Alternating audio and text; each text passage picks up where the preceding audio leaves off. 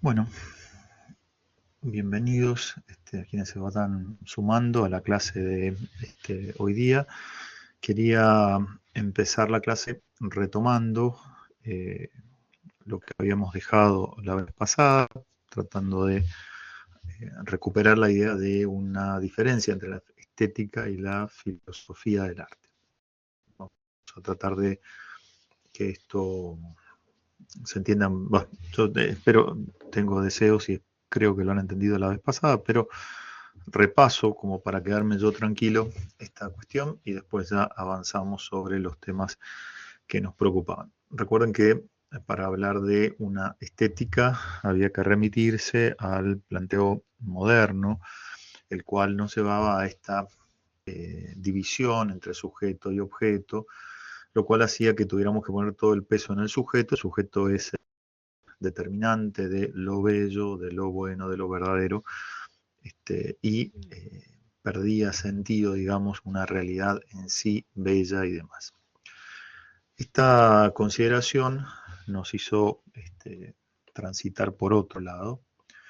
Eh, no sé si me están escuchando o viendo bien. Me marca que está más o menos acá. ¿Me alcanzan a ver bien y escuchar? Sí, profesor, se escucha y se ve. Sí. Bueno, buenísimo. Bueno, cualquier cosa, si eso se cae un poco, me avisan. Me pasa que he cambiado de cámara y la cámara esta me parece consumo de internet, así que no sé si apagarla. Pero bueno, dejémosla prendida por ahora. Si se complica lo cambiaremos.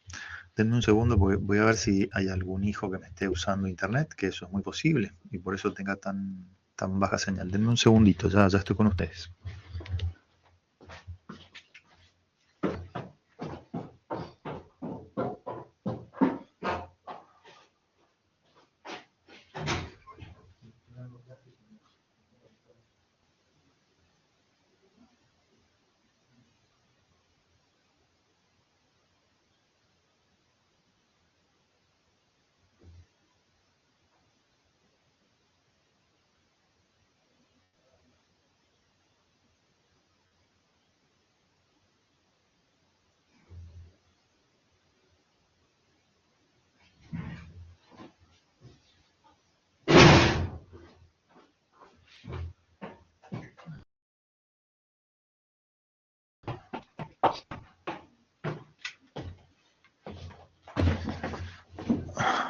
Bien, acá estamos.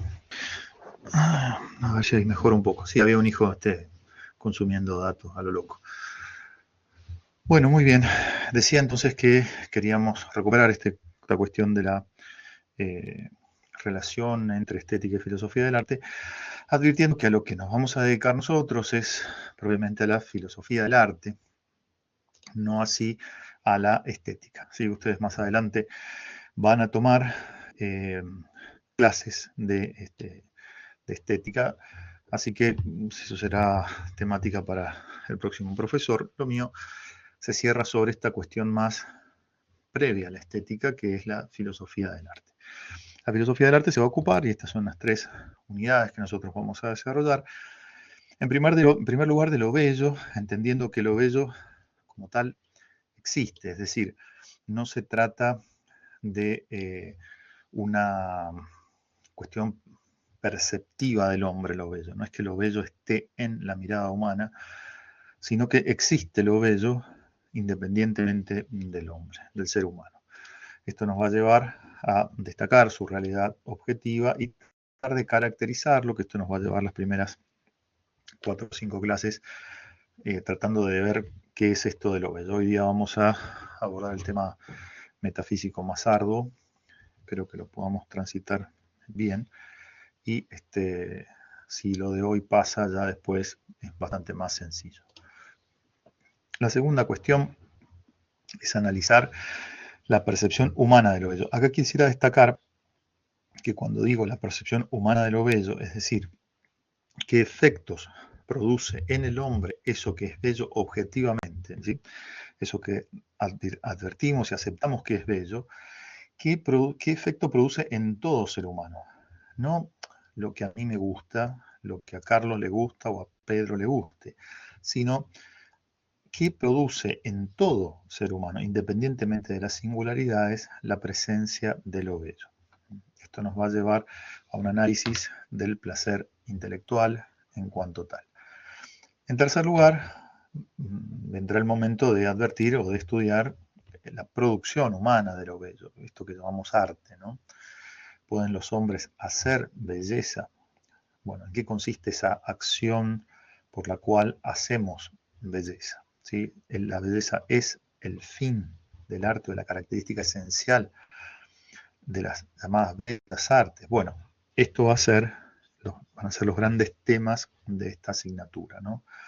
Ahí están las 3 unidades que vamos a tratar de recorrer juntos y espero que sean lo suficientemente atractivas y beneficiosas también para ustedes. Pero al momento de empezar a hablar de lo bello, que es lo primero de lo cual nos vamos a ocupar, nosotros estamos ahora ubicados acá, perdón que olvidé marcarle una cosa a esto. Nosotros estamos ubicados aquí. Bueno, nuestro recorrido entonces empieza con una primera aproximación a lo bello. No es la intención en este punto de dar una caracterización más profunda, sino al menos una caracterización general de lo que es la belleza. Es decir, ¿qué es lo que encontramos de hecho cuando hablamos de belleza? ¿Con qué nos encontramos? ¿Sí? Y gracias a eso, con lo que nos encontramos, llegar a formular algún cierto universal. Por eso se llama el camino inductivo, así estamos yendo de un particular a una noción en principio general, no diría ni universal, general. Bueno, la primera observación que hay que hacer es que todos comprendemos que lo bello es una cosa concreta, es decir, no nos encontramos ante la belleza.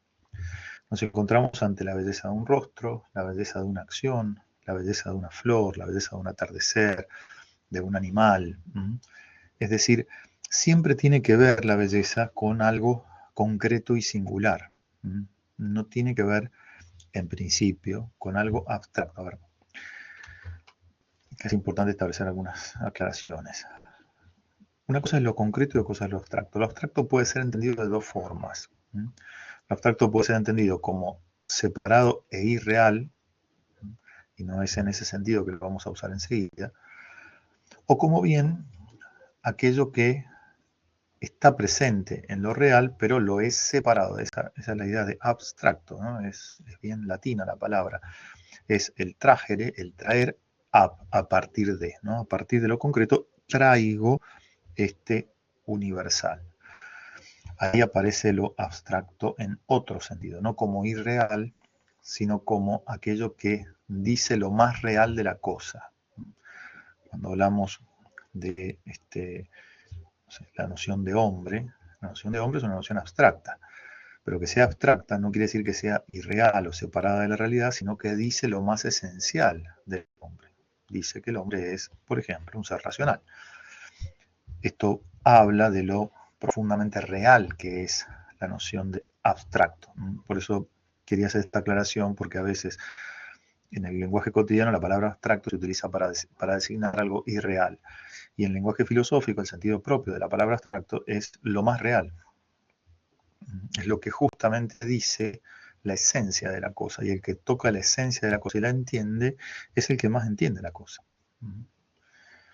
Bueno. Las cosas bellas que nos encontramos siempre aparecen inicialmente, al menos en concreto. Son cosas bellas, realidades bellas, actos bellos, acciones bellas, pensamientos bellos, pero son concretos, no son abstractos en el sentido de irreales o completamente separados de una singularidad. La segunda cuestión, que suele ser bastante evidente, es que la presencia de ciertas cualidades sensibles no bastan para que haya belleza, ¿no? Y esto pasa mucho, no sé, cuando usted elige colores de pintura para, supongamos que va a pintar su cuarto y entonces va a una pinturería y le muestran una paleta de colores. Por supuesto, siempre te muestran la paleta de colores de estas pinturas aplicadas en un determinado cuarto. Claro, uno le puede gustar ese verde, cómo queda en ese lugar, sobre todo en el cuarto que te están mostrando, ¿no es cierto?, que es de exposición. Ahora, cuando uno lo intenta trasladar a la casa, probablemente quede horrible, porque uno podría decir, pero si ese verde es lindo, sí, pero no basta para la belleza del cuarto. Es decir, hay muchas otras cosas que quizás uno no ha advertido en el cuarto que me mostraron, la cama que existe, las lámparas, los arreglos, el piso, los acolchados, en fin, hay un montón de otros elementos que si yo creyera que la sola cualidad sensible del verde es suficiente para que haya belleza, no lo es. A veces hay casos, me ha pasado con estudiantes, sobre todo los estudiantes más jóvenes, los estudiantes de colegio secundario son más propensos a estas cosas, que de repente se pone de moda teñirse el pelo de un determinado color. Y lo cierto es que a veces las imágenes que se proponen no son de ciertas modelos preciosas, a las cuales sin duda les queda encantador ese color, pero la traslación de ese color a mi persona probablemente no quede bien. Y ahí está la cuestión, ¿no? O sea, la sola cualidad sensible, el color de pelo no hace que haya belleza. Parece responder, o de hecho responde a otras cosas o a más elementos. El tercer lugar es que incluso podemos llegar a atribuir a realidades exentas de materiales, de cualidades sensibles, aun cuando sigan siendo concretas. Por ejemplo, un bello pensamiento. O sea, unas palabras bellas. No es a los sonidos a lo que le atribuimos belleza, sino a la significación que tienen, ¿no? O sea, por ejemplo, los latinos, los medievales latinos tenían frases que eran hermosas y que con pocas palabras decían cosas muy grandes o decían cosas muy sabias. Pienso esas frases como intelligentis pauca, ¿no? Intelligentis pauca es una expresión cortita, ¿sí?, latina, pero que significa algo así como pocas cosas son necesarias para el inteligente. El inteligente con pocas cosas se entiende, ¿no? Pero esa idea, dicha con la fuerza del idioma latino, esto de intelligentis pauca, precioso, ¿no? Bueno, al menos a mí me parece precioso. Es una realidad exenta de sentidos, de cualidades sensibles. Bueno, profesor, pero las palabras están sonando, hay vibración del aire que yo percibo con los oídos. Sí, todo eso está perfecto. Pero la significación no es una significación de tipo sensible, es una significación de tipo separado. Acá viene la segunda noción de abstracto que hablaba al principio. Separado y plenamente real, ¿no? Intelligentis pauca. Bueno, a veces la atribuimos a la belleza a realidades exentas de materia, con lo cual la belleza no es una propiedad de la materia, sino que es algo que la excede justamente. De hecho, como decía, se realiza más de una vez a expensas de la realidad material, o incluso cuando la misma realidad material es contraria a la sensibilidad. ¿No? ¿Cómo es eso? No entiendo. Claro, la belleza, por ejemplo, de las tragedias, la belleza del acto heroico, en el cual el héroe se sacrifica por el bien de otros. En ese tipo de acciones, cuando el héroe se sacrifica, ahí pasa algo realmente bello, pero que a nivel sensible es repulsivo. El héroe muere, realmente muere. Ahora, su muerte es bella, y esto decimos, no puede ser, porque la muerte no puede ser en principio bella. Claro, es esa realidad donde la materia es contraria a la sensibilidad, donde se está desplegando una belleza que excede a la sensibilidad, ¿no? Hay un acto heroico y ese acto heroico es bello. Antígona, cuando se enfrenta a Creonte, cierto, que la acusa de haber enterrado a sus hermanos, y ella se defiende, dice, no iba yo por temor de un hombre, ir en contra de los mandatos de los dioses. Esas palabras de una mujer débil, chiquitita, ¿sí?, ante el que tiene poder, habla de cómo ella es la que ha entendido la realidad, ¿sí?, y Creonte no ha entendido nada. Y eso es bellísimo. Y eso es bellísimo. Ahora, eso se realiza a expensas del orden material. Antígona muere espantosamente. Sin embargo, sigue siendo una tragedia bellísima. Bueno, por eso digo, muchas veces la belleza se realiza incluso fuera de lo material o incluso contra lo material mismo, en el sentido de que eso material puede ser repulsivo, pero ahí en su significación hay belleza. Al cabo de este recorrido, dice, lo van a poder leer en el apunte, ¿sí? Podemos advertir que esa belleza tiene ciertas características. Todo esto vamos a volver, esto es una mera aproximación al tema nomás. Pero que se trata de algo soberano en la escala del ser, es decir, algo superior, porque no está sometido, por ejemplo, a la materia, que puede estar en lo sensible, puede estar en lo material, pero no necesariamente, ¿sí? Y que cuando se hace presente, produce en nuestras facultades un cierto dominio. Cuando aparece lo bello, nos detenemos a verlo. Y de alguna manera, dado el grado de belleza que tenga, puede dejarnos más o menos atónitos. La belleza de un rostro, la belleza de un atardecer, la belleza de un río, la belleza de una montaña. Hacemos muchos kilómetros para verla y cuando llegamos, todo se trata de verla.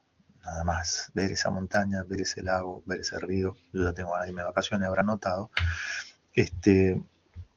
Pero lo que terminan produciendo es que dejan a las facultades atónitas, ¿no? Dejan a la contemplación humana atónita frente a estas realidades objetivamente bellas.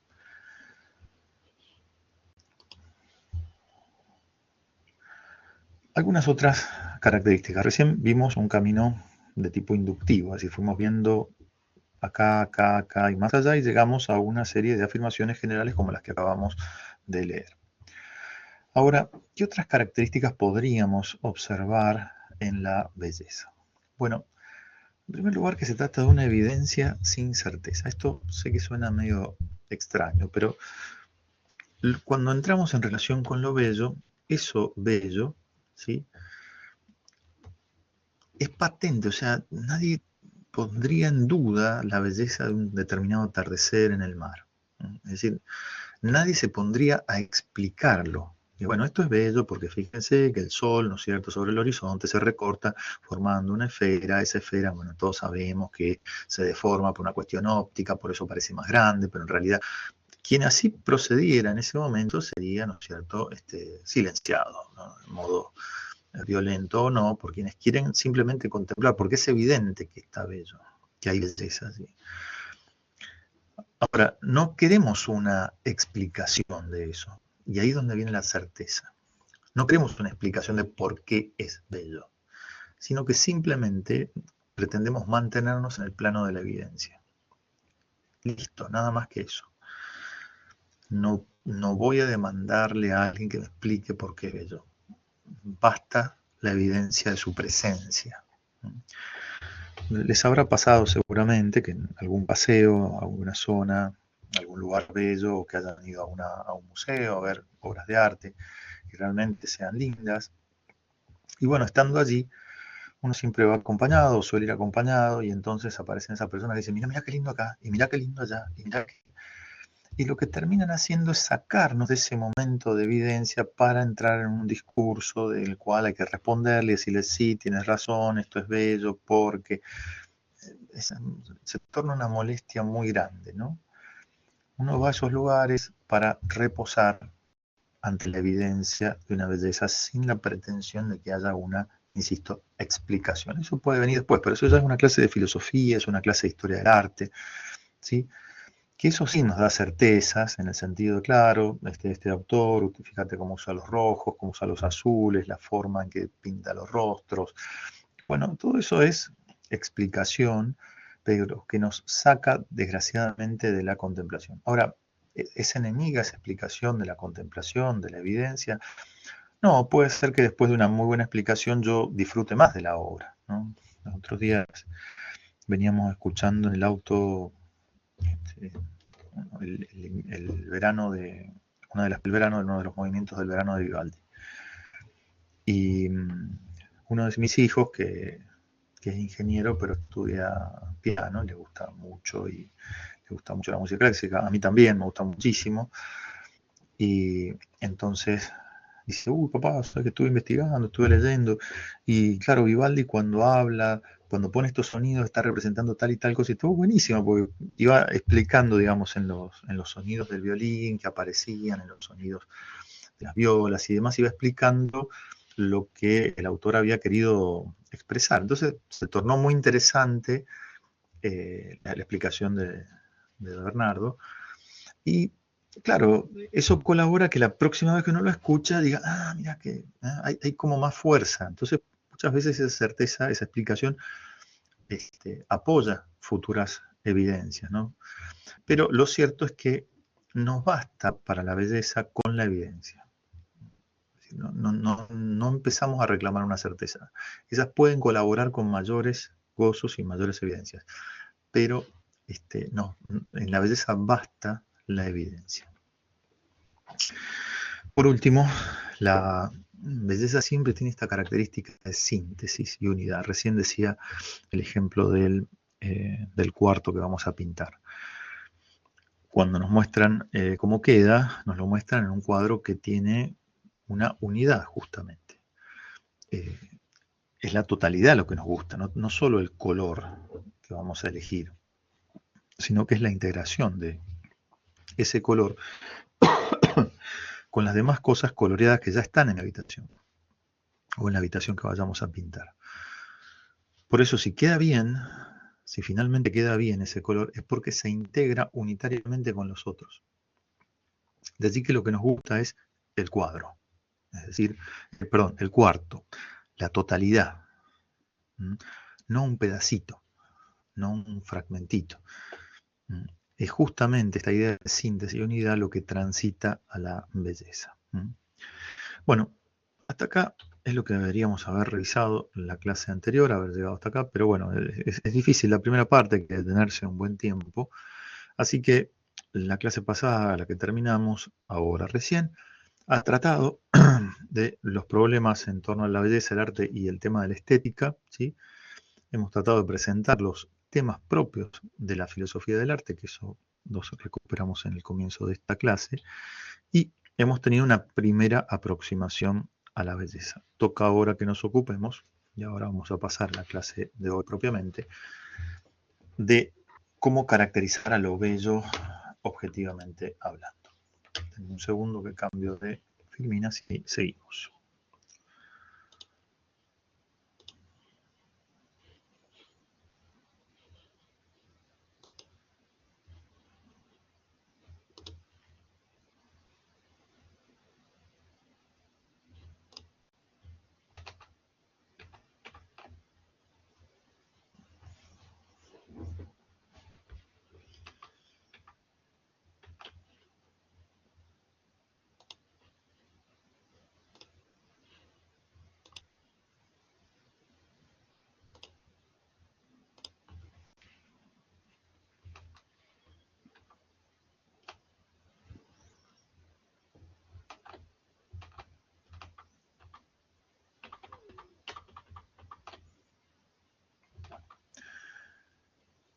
Ok. Perfecto. Bueno, están viendo, ¿no? La filmina. Sí. Sí, perfecto. Muy bien, gracias. Bueno, dicho esto entonces, avancemos con lo que debería ser la clase de hoy, al menos hasta donde podamos desarrollarla, que es empezar a ver en qué consiste lo bello en sí, podríamos decir, ¿no? Es decir, cuáles son, cómo podríamos, no digo definir porque va a ser un primer problema al cual nos vamos a encontrar, pero sí cuáles son las características de lo bello que podríamos aportar para decir que se trata de esto. La intención de esta clase entonces será justamente esa, ver cómo podemos caracterizar la belleza, y para eso vamos a tener que ayudarnos de dos conceptos metafísicos muy importantes, que es el concepto de materia y el otro el concepto de forma. Estos dos conceptos, que yo no sé si ustedes conocen, son los que vamos a tratar de explicar un poco más hoy día y ver cómo se implican en el tema de lo bello. Esto nos va a permitir advertir una primera cosa que sé que va a sonar rara, pero es que no se puede definir la belleza como tal. Hay una imposibilidad ahí de tipo lógico. Vamos a tratar de, si no la podemos definir, por lo menos ver qué conceptos metafísicos nos sirven para poderla comprender y sobre todo poderla caracterizar como, y esta es la primera caracterización a la que vamos a llegar, el esplendor ontológico. ¿Sí? Esto nos va a llevar un tiempo, no es sencillo. Trataremos de ir avanzando de a poco y explicando las cosas con el mayor cuidado. Les ruego que en la medida que no se entienda un punto, paren la clase y pregunten, porque es la parte quizás más compleja desde el punto de vista filosófico. No sé si ustedes han tenido filosofía, sobre todo con estos términos de materia y forma, así que yo los voy a explicar, pero les ruego que ustedes, en la medida que se me pierdan, por favor, no dejen de preguntar. Bueno, hay una primera cuestión, decía recién, que llama la atención, y es que lo bello no se puede definir. Ustedes miran, bueno, pero porque justamente si la materia trata de lo bello, ¿cómo no lo vamos a poder definir desde el vamos? Bueno, para poder entender este punto de por qué no es posible definirla, hay que hacer un cierto recuerdo de lo que es la lógica. Yo entiendo que ustedes han tenido ya lógica, ¿no es cierto? ¿Es así? Sí, profe. Bueno, buenísimo, me alegro. Como ya han tenido lógica, lo que voy a decir ahora son cuestiones bien de la lógica, así que si a alguien le duele el hígado, es normal. La lógica no es linda, es necesaria, pero es difícil, tiene sus vueltas. Pero, a ver, recordemos algunas cuestiones de la lógica que son importantes, nos vienen bien para este tema de la belleza. En primer lugar, tenemos que recordar que cuando yo voy a definir algo, ¿sí? O sea, la palabra definición es preciosa, es una traducción del término griego experiencia, donde viene la palabra experiencia, empeiría. Esa definición de experiencia, esa definición de empeiría, lo que busca es decir cuáles son los límites de una cosa. Es decir, cuáles son los límites dentro de los cuales aparece, emerge, acontece, no sé, el hombre, el chancho, el canario, la lechuga, el universo. Esto es definir, poner de relieve los límites. Y cuando uno dice límites, no se refiere con límites el hasta acá llega, como si dijéramos el límite de Chile respecto de Argentina es la cordillera de los Andes. No, no se refiere a eso, con límite como hasta dónde llega, sino límite entendido como allí donde donde esa realidad es plenamente ella. A ver, el hombre es un animal racional. Estamos diciendo que su ser hombre se manifiesta, se muestra, se dice, se expresa en su racionalidad, no en su animalidad, sino en su racionalidad. Eso es lo que lo define, lo que delimita su vida y su estado de perfección, de un hombre que se espera que sea un perfecto racional, no que sea un perfecto animal. Por eso la definición es el ámbito, insisto, donde una cosa se dice, se pronuncia, se muestra, se manifiesta en su estado de perfección, ¿sí? Eso que la hace ser lo que es. Cuando nosotros vamos a definir algo, en buena lógica, lo que hacemos es tomar el género, que dicen los lógicos es la parte indeterminada de la esencia. A ese género le agregamos una diferencia específica, es decir, un elemento que de entre todo ese grupo genérico se quede solo con aquellos que cumplen esta regla. Y al aplicar la regla, la diferencia específica, al género, es que obtenemos la especie. Toda definición entonces implica género más diferencia específica igual especie. Bueno, esto tiene que ver recontravisto porque es un tema de la primera unidad de lógica. Ahora bien, pongamos algunos ejemplos, ¿sí? Si yo tomo como género viviente, es decir, aquel ser que tiene en sí el principio del movimiento, viviente le puede caber a una zanahoria, a un bicho, al ser humano, a Dios, a los ángeles, etc. Ahora, si yo agrego ahora una regla, es decir, esto que diferencia al grupo especial que quiero indicar, y digo que dentro del grupo de los vivientes, dentro del género de los vivientes, yo me quedo solamente con los racionales, es decir, aquellos que discurren de un concepto a otro, ahí entonces estoy restringiendo, gracias a esta diferencia específica, que solamente me refiero a los seres humanos, nada más. Y esta es la especie. Por eso la especie siempre brota de algo genérico, ¿sí? Vamos a decir con precisión, Aristóteles dice que es el género, no cualquier género, sino el género próximo,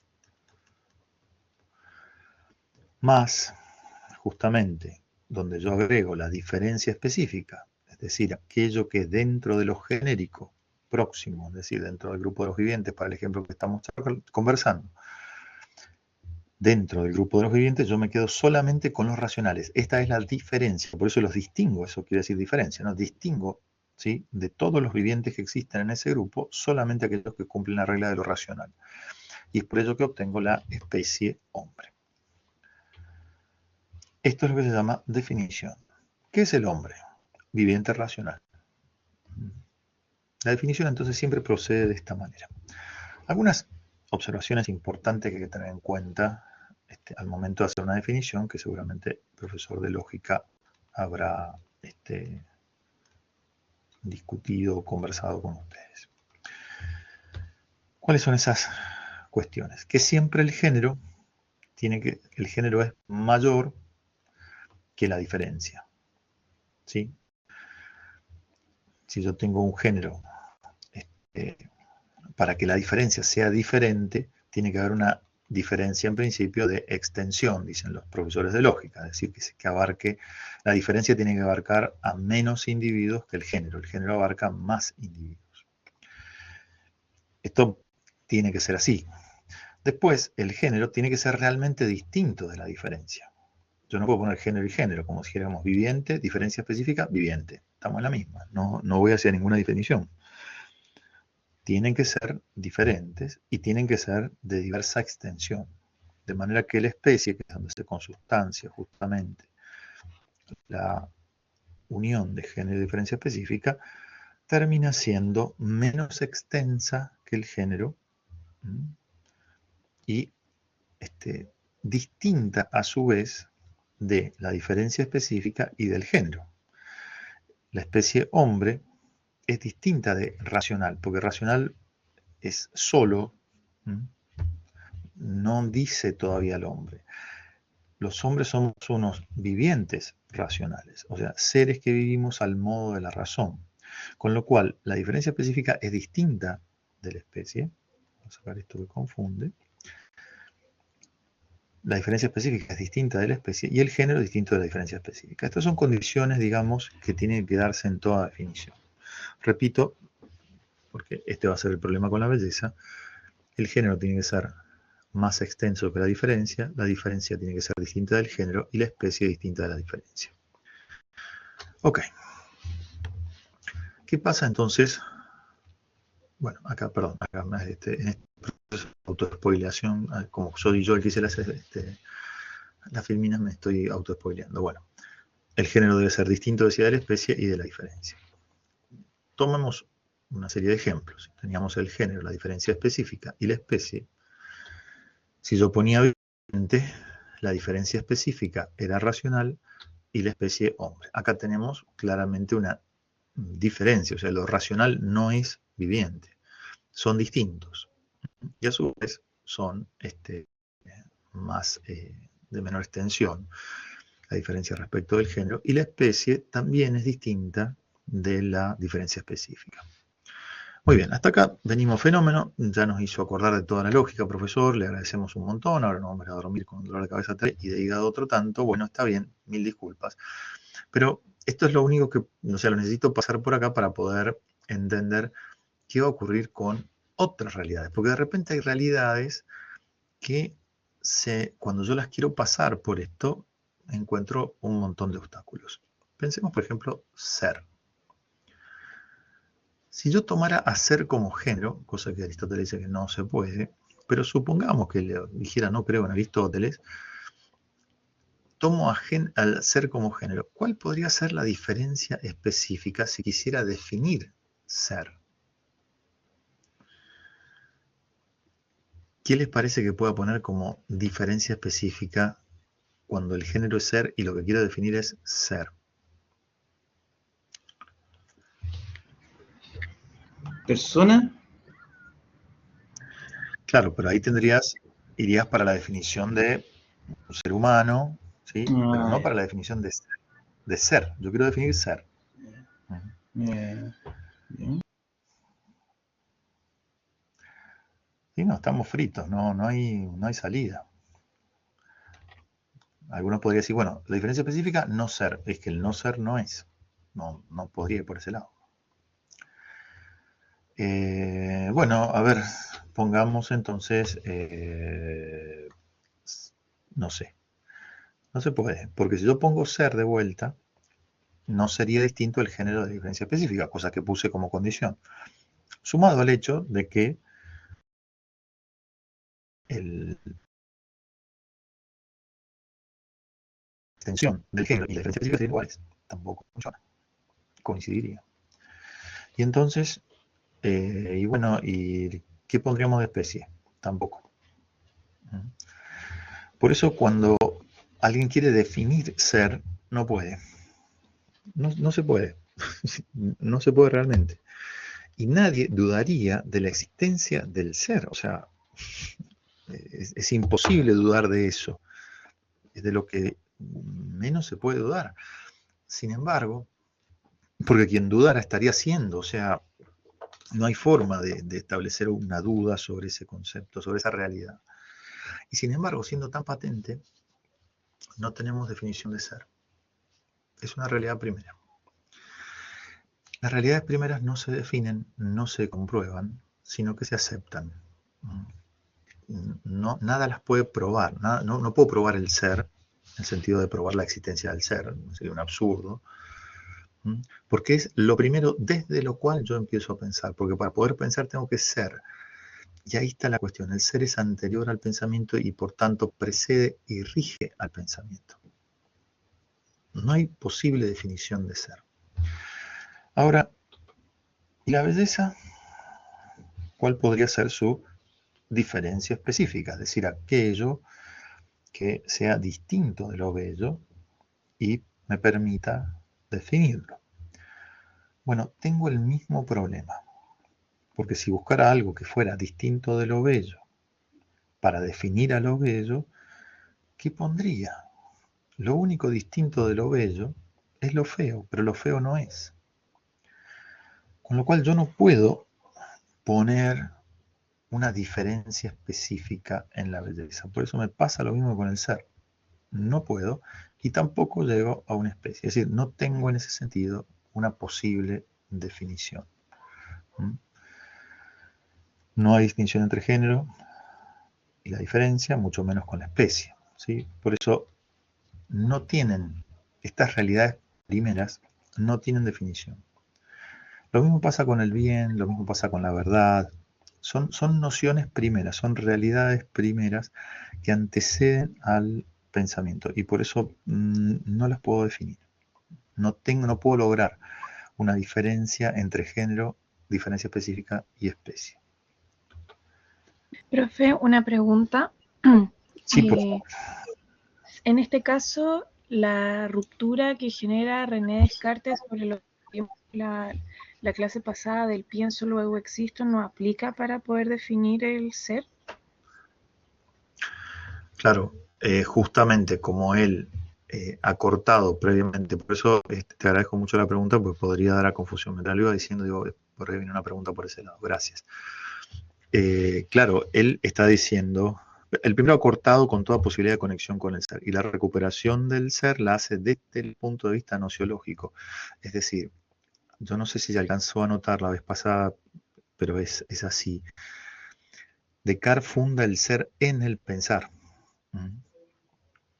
Por eso dice pienso, luego existo.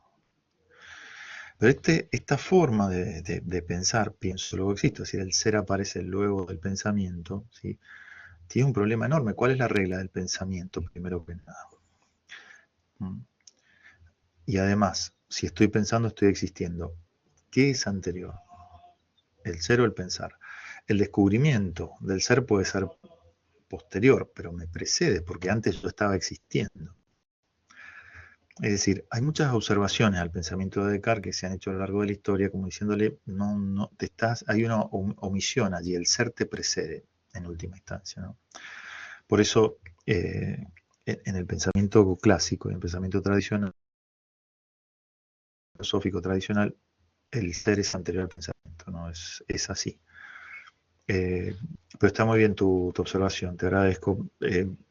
Podría dar a pensar de otra manera. Yo traté de explicar de que me voy a mantener en esta filosofía previa a la modernidad. Por eso allí claramente el ser lo precede. Ahora, incluso en la modernidad, cuando el sujeto determina al ser, incluso allí el ser sigue precediéndolo. Es la objeción que se le plantea a Descartes siempre. Quisiste poner el pensamiento y al hombre por delante, pero el hombre existe. Y ahí hay un problema, ¿no? Que no está resuelto en Descartes. No sé si te sirvió la respuesta, pero te agradezco la pregunta. Perfecto, gracias, profe. Muy bien. Bueno, ¿qué pasa entonces? ¿Qué podemos hacer con todo esto? Bueno, tomémoslo desde otro punto de vista. El ser como tal implica a todo lo que es, por eso no puede ser un género. Aristóteles explica, no me voy a detener mucho en esto porque es un problema de lógica, pero para ser un género tiene que decir, tiene que designar una esencia. Literalmente lo define como la parte indeterminada de la esencia. Pero es la esencia de una cosa, con lo cual pertenece a un grupo determinado. Y el ser no pertenece a un grupo determinado. Implica todo lo que es. Por eso no puede ser un género. Por eso está más allá de los géneros y de las especies. Lo bueno, misma situación, decía recién, implica todo lo bueno. O sea, desde un buen jugador hasta un buen esposo, pasando por un buen auto, una buena mandarina, y un buen partido de fútbol, un buen whisky, un buen vestido, un buen perfume. Es decir, está trascendiendo todos los géneros de cosas, o si ustedes quieren, está atravesando todos los géneros de cosas. Por eso no es un género, porque para ser género tendría que ser distinto de otro género. Y todo lo que es, de alguna manera, tiene algo de bueno y tiene algo de ser, por eso tampoco es un género. Lo bello tiene el mismo tema, y es que lo bello implica a todas las cosas bellas. Y en belleza nosotros encontramos un rostro, decía una mujer, una virtud, un varón, un auto, un cheesecake, un supermercado. Es decir, belleza podemos encontrar en muchísimas cosas, lo cual muestra que está más allá la belleza de todos estos géneros, los atraviesa a todos. Por eso no puede ser un género, mucho menos una diferencia específica. Es decir, si ya no puede ser un género, listo, ya no lo puedo poner en la cabeza una definición. Aun cuando lo aceptara como un género, lo cual es un error, no encontraría una diferencia específica distinta. Es decir, no hay forma de proceder en definición de belleza, ni de bien, ni de ser. Es un límite humano, digamos, un límite para el pensamiento, por esto que decía recién. El ser es previo al pensar, ¿no? Y rige al pensar. Bueno, muy bien. No llegamos a ninguna definición. ¿Y entonces qué hacemos, profesor? ¿Terminamos la clase? Sí, hasta acá llegamos. No se alegren porque ha pensado mucha gente en todas estas cuestiones. ¿Qué es lo que nos queda entonces? Bueno, lo que nos queda es no definirla, pero sí caracterizarla. ¿Y qué diferencia hay? Bueno, la definición tendría que tocar la esencia de la cosa. Como sabemos que la esencia de la cosa no la podemos tocar, no podemos llegar a una definición, sí podemos decir cuáles son sus características más fundamentales, más importantes y que sistemáticamente se repiten. Cuando yo digo que es una bella pizza, un bello rostro, un bello auto y un bello viaje, junto a un bello atardecer, en todos los casos, eso bello tiene alguna característica que se repite sistemáticamente. Bueno, tratemos de encontrar esa característica fundamental, es un trabajo filosófico importante de muchos filósofos. Tratemos de encontrar esas características que nos permitan reconocer lo bello, y para poderlo hacer hay que comprender dos conceptos clásicos en filosofía que se llaman, uno es materia y el otro es forma. Pero para poder empezarlos a pensar, quizás convenga arrancar con un ejemplo, ¿sí? Todos los que estamos acá presentes y ya cerca de la hora de la cena no podemos dejar de pensar en comida. Pensemos, así les amargo un poco la tarde, en una pizza, ¿sí? Una pizza, todos sabemos lo que es una pizza, todos hemos pasado por una pizza, salvo que alguien tenga algún problema digestivo o pertenezca a una secta de los que no comen pizza, no sé, pero todos sabemos básicamente lo que es una pizza. Sabemos del sabor que tiene, del olor, de las razonables formas que puede adoptar, desde las más tradicionales, queso y tomate, hasta las más extrañas y gourmet. No sé, otra vez fui a comer pizza con un amigo a un lugar así súper exclusivo, y hacían pizzas raras, y en la pizza que pedimos, no la iba a probar en ningún otro lado, así que la pedimos allí, era una pizza que tenía queso mozzarella, pera caramelizada, roquefort y nuez, ¿sí? Bueno, la verdad que la combinación exquisita, no sé si daba para una pizza, tenía hilos de miel, así, o sea, voy a ser sincero, me encantó. Pero bueno, supongo que habrá algún italiano que se habrá hecho un harakiri porque bueno, estaba como muy lejos de lo que es una pizza común y corriente. Pero bueno, todos sabemos lo que es una pizza.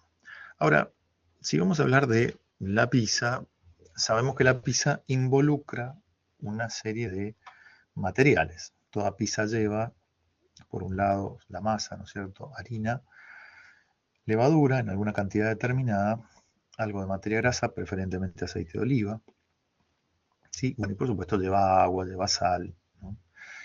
Y estos son los ingredientes de la masa. Pero, claro, ¿bastaría que yo solo tenga estos elementos para que ya tenga la pizza? Es decir, basta que yo reúna harina, materia grasa y levadura con agua tibia y sal para que ya tenga una masa de pizza. Parecería que sí, pero no es tan así. Yo podría poner 1 kilo de harina, 1 kilo de levadura, 1 litro de aceite de oliva, 1 litro de agua y 1 kilo de sal, y si voy prolijito ahí, 1, 1, 1, 1, va a salir cualquier cosa menos una masa de pizza. Con 1 kilo de sal va a salir en realidad, no sé, otra cosa. Va a haber mucho líquido, mucho aceite, mucha agua. Es decir, la sola presencia de estos elementos no garantiza que haya una masa de pizza como resultado. ¿Cuál es el elemento que yo necesito para establecer una relación entre estos materiales? Bueno, yo necesito de la receta. Porque, ¿qué es lo que hace la receta? La receta prescribe que si usted va a colocar 250 gramos de harina, debe colocar 3 gramos de levadura, debe colocar una cucharada sopera de aceite de oliva, debe agregar una cuchara de café de sal, vayan anotando, y debe agregar 200 centímetros cúbicos de agua, ¿sí?, tibia, y debe empezar a amasar. Y eventualmente agregará un poco más de harina, un poco más de agua, todo depende de la época en que uno esté, de la humedad ambiente y otros factores más, pero el resultado final va a ser una masa homogénea. Esa masa homogénea bien cocida da como resultado la masa de pizza que después coronaremos con queso mozzarella, no sé, y la salsa que quieran poner arriba. Lo cierto es que cuando yo pruebo la pizza, digo, uy, qué rica pizza. No digo, uy, qué rica levadura, uy, qué rica harina, uy, qué rica materia grasa, uy, qué rica sal, uy, qué rica agua, uy, qué rico tomate, uy, qué rico queso. Lo que pruebo es una unidad. ¿Quién es la que opera esa unidad? O sea, logra que elementos disímiles, como la harina, el aceite y todo esto que mencioné, los materiales, proporcionados, es decir, que guarden una relación proporcional unos con otros, para que se produzca este efecto final, eso lo logra aquello que no se ve, pero que está presente. Eso es la receta. ¿Cómo que no se ve, profesor? Si yo la puedo leer. Sí, no, vos ves palitos y rayitas escritos sobre un determinado papel. Pero el tema es la significación. Esa significación es de tipo inmaterial. Yo la entiendo. No es que le pico la receta a todos estos materiales y le echo la receta y ella, ¿no es cierto?, internamente opera esto. No. La receta explica las proporciones, insisto, las relaciones que guardan los materiales. Esas relaciones hacen que esto sea una pizza y no un bizcochuelo, y no un pan casero ni con tomate, ni sea una factura, un croissant, una media luna. La diferencia está, perdón, la diferencia está en esta proporción. Y lo llamativo, insisto, es que la proporción está porque claramente justifica la presencia de la masa de pizza, si no, no existiría una masa de pizza, y sin embargo, no se ve. No se ve. Al punto que cuando la pizza es muy rica, preguntamos, che, ¿cómo hiciste esto? La verdad que está buenísimo. Ah, bueno, esto se hace así, asá. Bien. Esta idea de algo, de un elemento material y un elemento que configura, proporciona, ordena esa materia, es lo que ha dado a la filosofía a pensar en lo que se llama sustancia, lo que se llama materia y lo que se llama forma. Es decir, el ser singular, terminado y acabado, aquello de lo que ese ser está compuesto, y el elemento que configura a la materia para que aparezca esto, la sustancia. La materia sola no es pizza. Si ahora vamos a cenar y nos sirven harina, levadura, materia grasa, y digo, no, para, esto no es una pizza. El elemento a configurar es la materia. El elemento configurador, el que establece las proporciones, es lo que llamamos forma. Aquí hay que ser cuidadoso de no pensar la forma como el límite o el contorno externo, ¿no es cierto? Cuando uno dice tiene forma, ¿no es cierto?, de oso, tiene forma de huevo.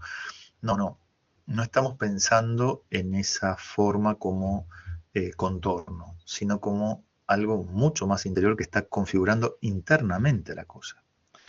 Está estableciendo proporciones. Y ustedes habrán notado que a veces esa sustancia final, sigamos con la pizza, a veces sale muy rica, a veces no tanto, a veces mejor, a veces peor, a veces son casos excepcionales que es rica, que hoy te ha salido maravillosa la pizza. ¿Dónde está el tema ahí? Bueno, es cierto que siempre aplicamos la misma receta. ¿Por qué saldrían distintas? Y porque a veces la materia, ¿sí?, sea la harina, sea la levadura, sea el tipo de aceite que usamos, esa materia puede tener variaciones. A veces la levadura se ha vencido, o está por vencerse, o la matriz de la que sacaron no era muy buena, y otras veces era muy buena. Han visto por ahí uno ensaya a preparar el fermento, que se llama, que es tomar la levadura que se va a echar con una cucharada nada más de harina, y se revuelve con agua tibia eso, y ahí uno va viendo si crece rápido o no. Bueno, ahí uno ve la reactividad de la levadura.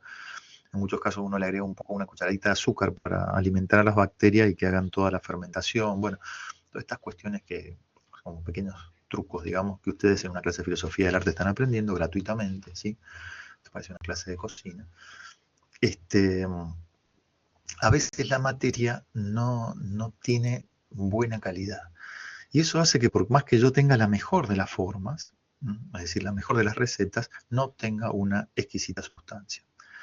Es decir, que las variaciones que vamos a encontrar en esas sustancias tienen que ver con la materia en esos casos, si yo aplico siempre la misma forma. Esto hace que haya pizzas más ricas y pizzas menos ricas, objetivamente hablando. Bueno, ¿qué hay que recordar entonces? Forma es el principio configurador. Materia es lo configurado. Sustancia es el resultado final. Es la materia configurada por la forma. Vemos esto en un texto de Aristóteles. No sé si, ya que estamos todos, Belén, estás primera. ¿Podrías leer el texto? ¿Te animas?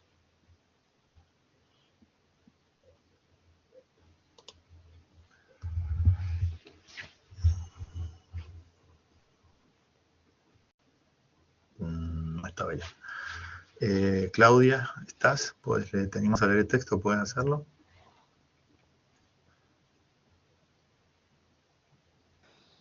Profesor, estoy desde el celular, no puedo leer, estoy trabajando, estoy solo oyendo. Disculpe. Perfecto, muy bien. Yo puedo No hay leer. problema. Bueno, dale, Mariana, léelo vos. Conceptos previos para explicarla. Solemos decir que uno de los géneros de la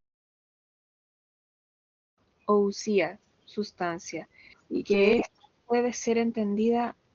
¡Ay! Se fue a negro la pantalla. Upa.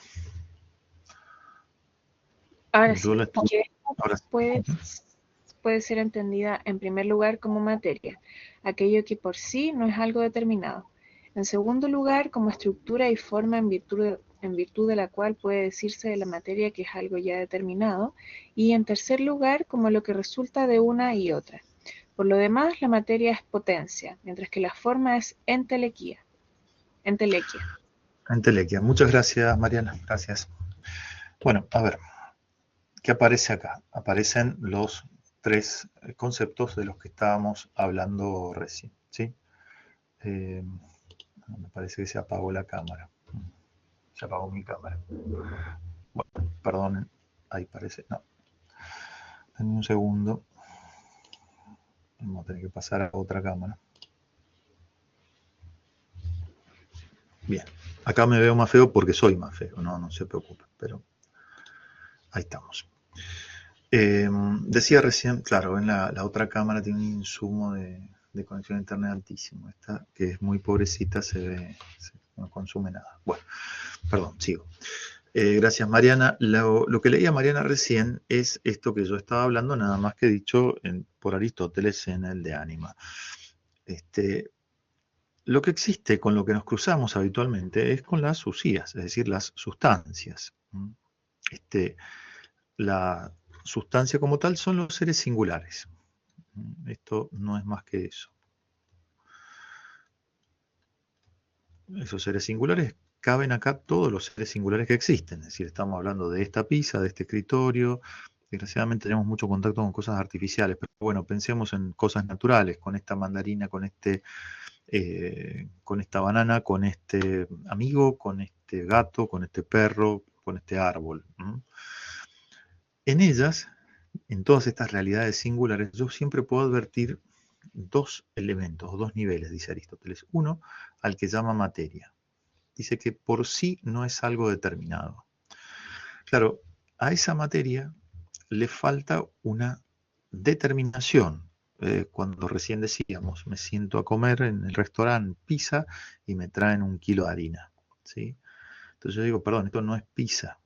Claro, me dirían, acá es materia indeterminada.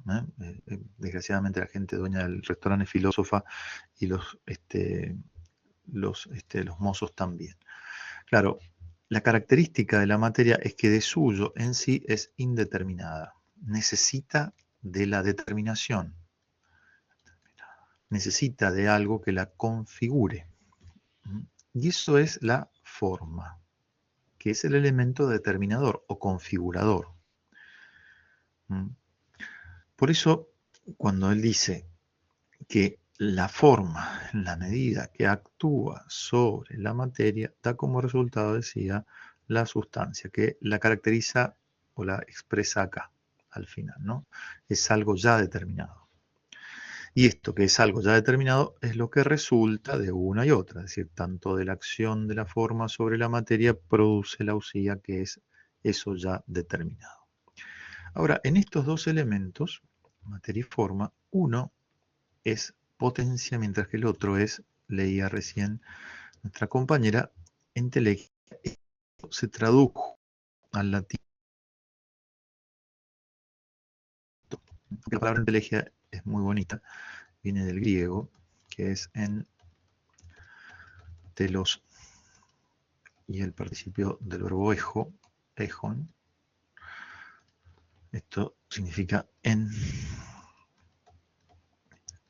telos, ejon. La J se translitera como una CH. Y literalmente significa en posesión del fin, lo que ha alcanzado su sentido. Ustedes cuando terminen esta carrera, sean licenciados en historia, en filosofía, en letras, estarán en entelegeia, es decir, en posesión del fin, en acto, diría Aristóteles o dirían los traductores de Aristóteles. Muy bien. Ahora, la materia es potencia en el sentido de capacidad de.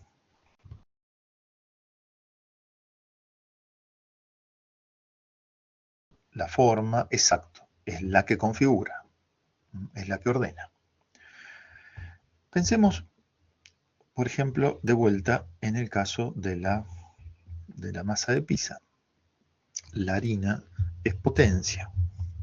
Es potencia de ser configurada bajo ciertas características que la harina puede potencialmente asumir. Es decir, la harina puede llegar a ser masa de pizza, masa de tarta, masa de pan, masa de factura, de media luna, de croissant, puede llegar a ser engrudo, puede llegar a ser todo eso. Entonces, está dentro de sus posibilidades.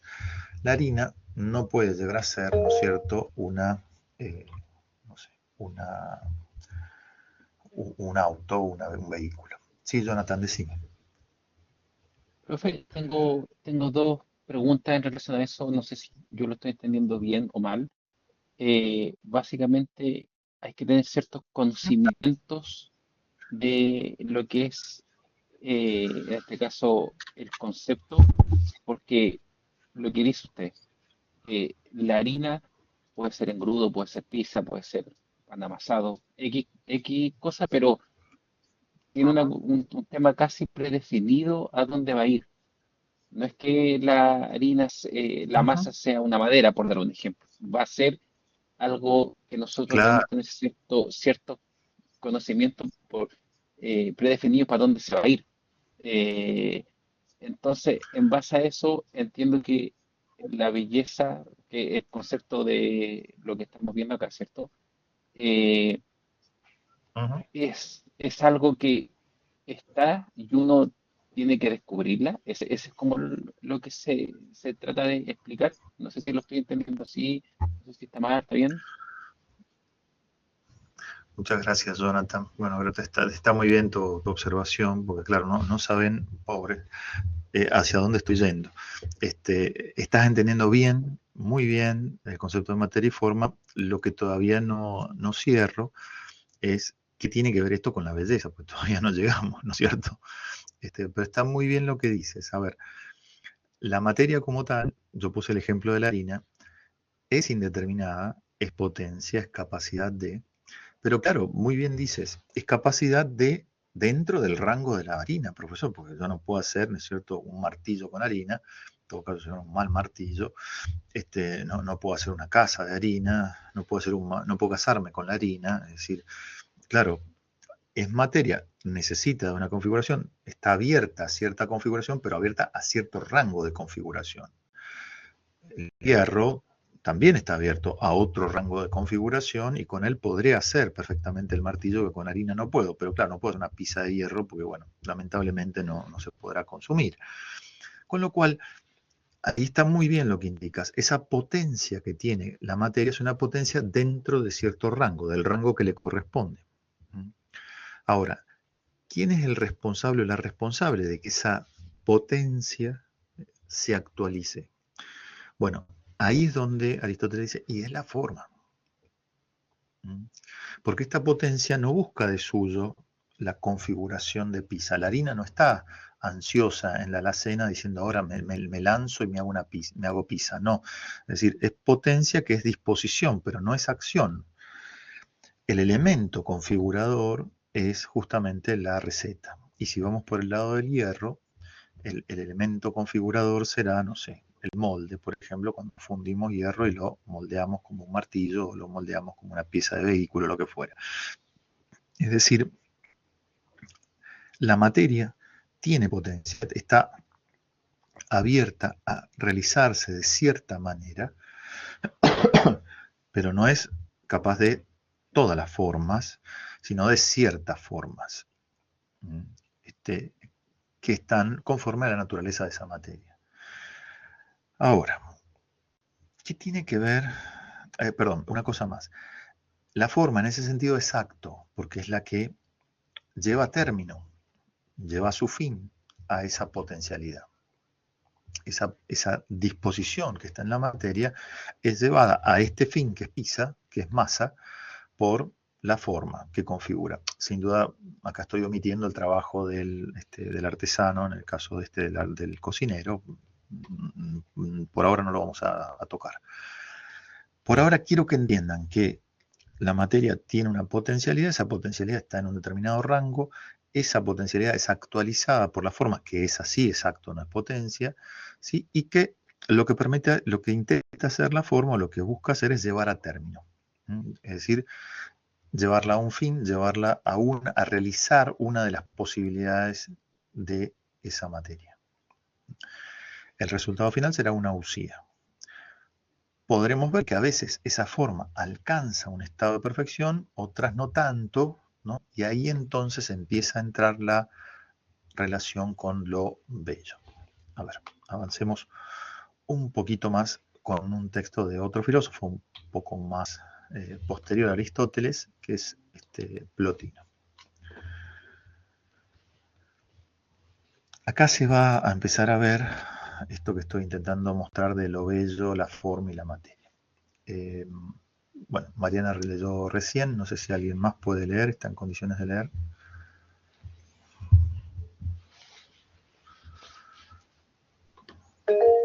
Dale, Tomás. Ya, perfecto. Conceptos previos para explicarla nuevamente. Es pues la forma la que con su advenimiento compone y coordina lo que va a ser algo, uno compuesto de muchos, lo reduce a una sola comunidad y lo deja convertido por la concordia en unidad, supuesto que, como la forma era una, también lo conformado por ella debía ser uno, como podía serlo constando de muchas partes. Y una vez que ha sido ya reducido a unidad, es cuando la belleza se asienta sobre ello, dándose tanto a las partes como a los todos. Plotino. Muchas gracias, Tomás.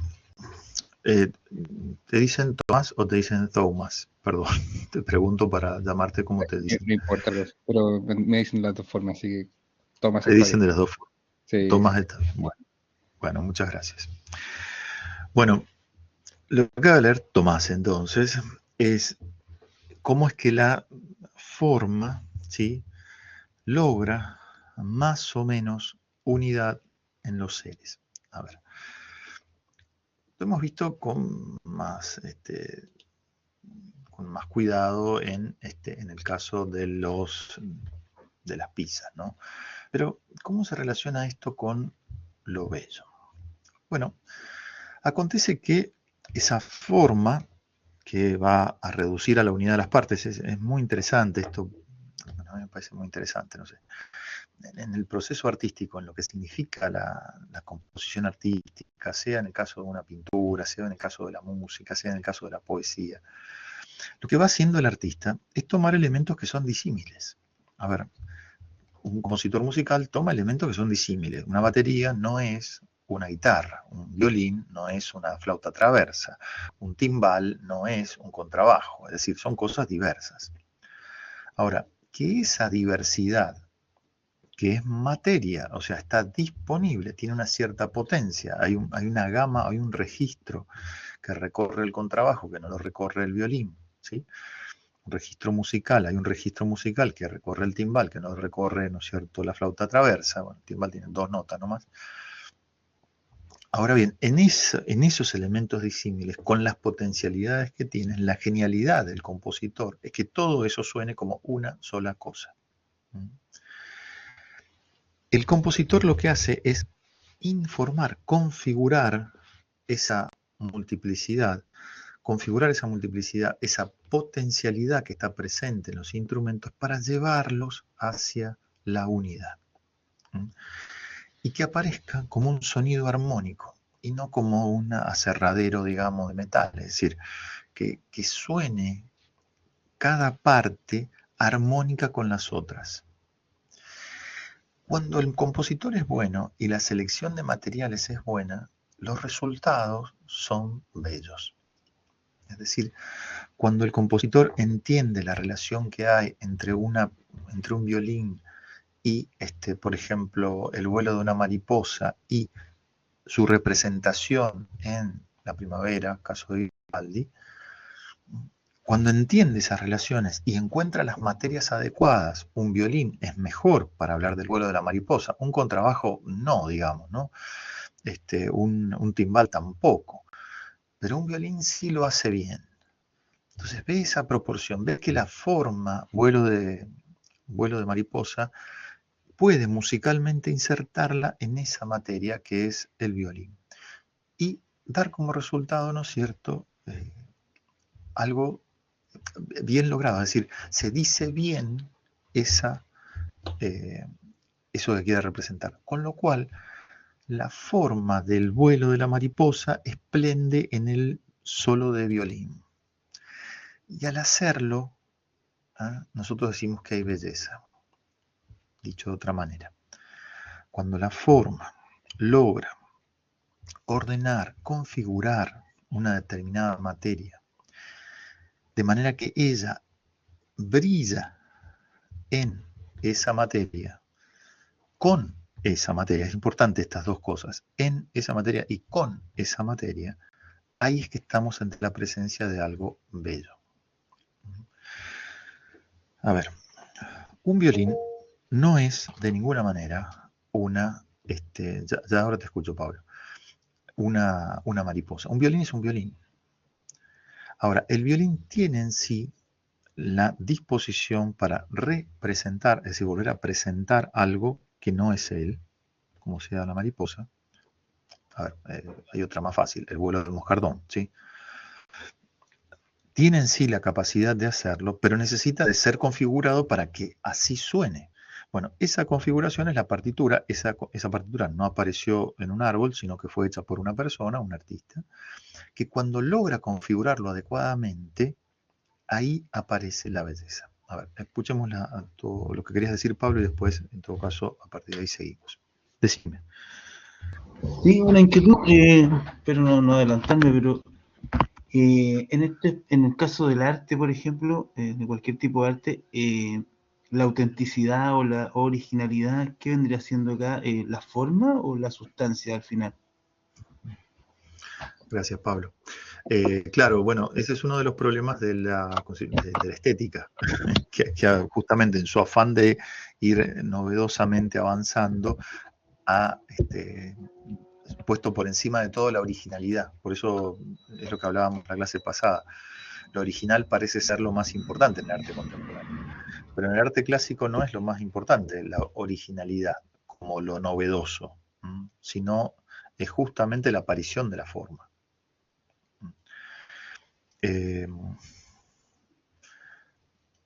A ver, podría poner un ejemplo más contemporáneo. Hay una sonata de Beethoven que recomiendo que seguramente han escuchado, pero quizás la puedan volver a escuchar, que es la famosa sonata Claro de Luna.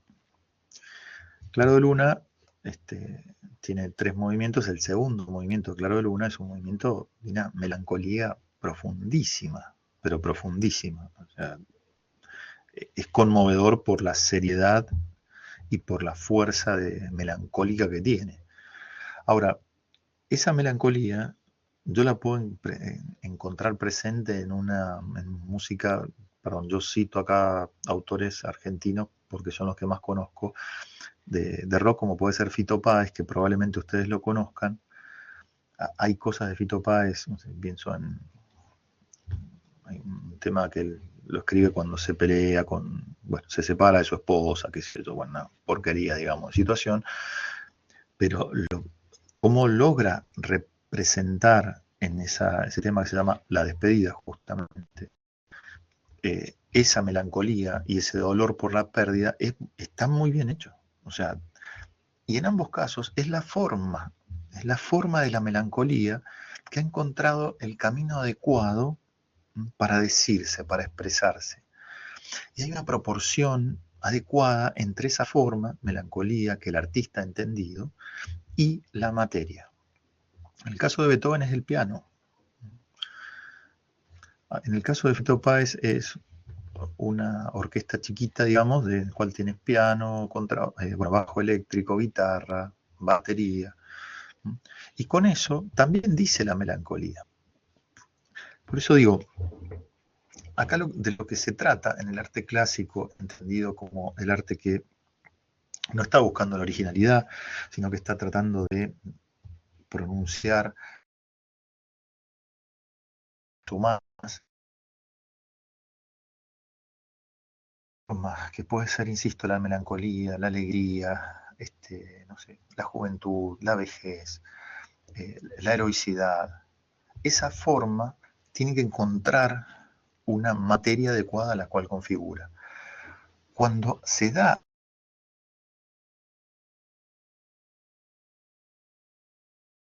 una materia adecuada y una forma bien trabajada, bien, esto que llamamos belleza.